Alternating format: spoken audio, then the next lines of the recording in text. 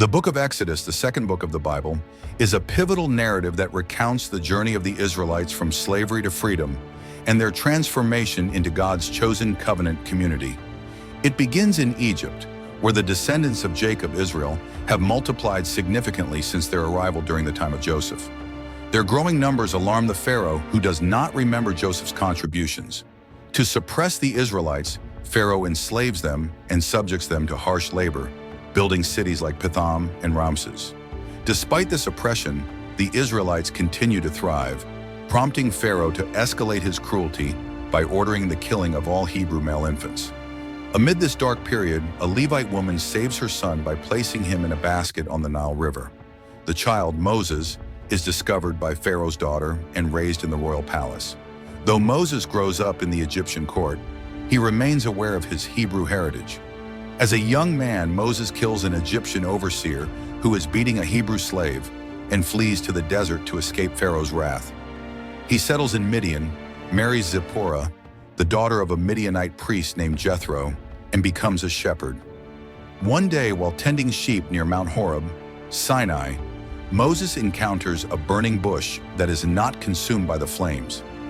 God speaks to him from the bush, declaring that he has heard the cries of his oppressed people in Egypt and has chosen Moses to lead them to freedom. God reveals his divine name, I am who I am, affirming his eternal, self-existent nature. Though Moses is reluctant and protests his inadequacy, God reassures him, promising divine assistance and appointing his brother Aaron as his spokesperson. Moses and Aaron return to Egypt and confront Pharaoh, demanding that he let the Israelites go to worship their God in the wilderness. Pharaoh refuses, and God sends a series of 10 plagues upon Egypt, each demonstrating his power over Pharaoh and the gods of Egypt. The plagues escalate in severity, culminating in the death of the firstborn in every Egyptian household. Before this final plague, God instructs the Israelites to sacrifice a lamb and mark their doorframes with its blood, so that the angel of death will pass over their homes. This event, the first Passover, becomes a defining ritual in Israelite worship, symbolizing God's protection and deliverance. Pharaoh finally relents and allows the Israelites to leave. They depart hastily, carrying unleavened bread, which becomes the basis for the Feast of Unleavened Bread.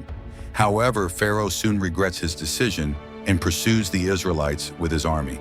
Trapped between Pharaoh's forces in the Red Sea, the Israelites cry out to God. In a dramatic display of his power, God parts the waters of the sea, allowing the Israelites to cross on dry ground. When the Egyptians attempt to follow, the waters return and drown Pharaoh's army, ensuring the Israelites escape. The journey to freedom leads the Israelites into the wilderness, where they face numerous challenges. They grumble about the lack of food and water, yet God provides for their needs. He sends manna from heaven, quail for meat, and water from a rock, teaching them to trust in his provision. Along the way, the Israelites encounter hostile tribes, such as the Amalekites, whom they defeat with God's help. After 3 months, the Israelites arrive at Mount Sinai, where God establishes his covenant with them. He calls Moses to ascend the mountain, where he gives the 10 Commandments, foundational laws that govern Israel's relationship with God and one another.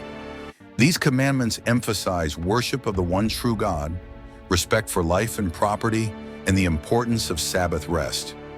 In addition to the 10 Commandments, God provides detailed instructions for constructing the tabernacle, a portable sanctuary, and for instituting various religious practices. While Moses is on the mountain for 40 days receiving these laws, the Israelites grow impatient and pressure Aaron to make a golden calf, which they worship as their deliverer. This act of idolatry angers God, and Moses intercedes on behalf of the people, pleading for their forgiveness. Moses descends the mountain, destroys the golden calf, and calls the Israelites to repentance. God forgives them and renews his covenant, but he also warns them of the consequences of disobedience. The construction of the tabernacle begins, following the detailed blueprint provided by God. The tabernacle serves as a physical representation of God's presence among his people, with the Ark of the Covenant placed in the most holy place. Skilled artisans craft the structure and its furnishings with materials donated by the Israelites. Once the tabernacle is completed, God's glory fills it, signifying his dwelling with his people and his guidance on their journey to the Promised Land.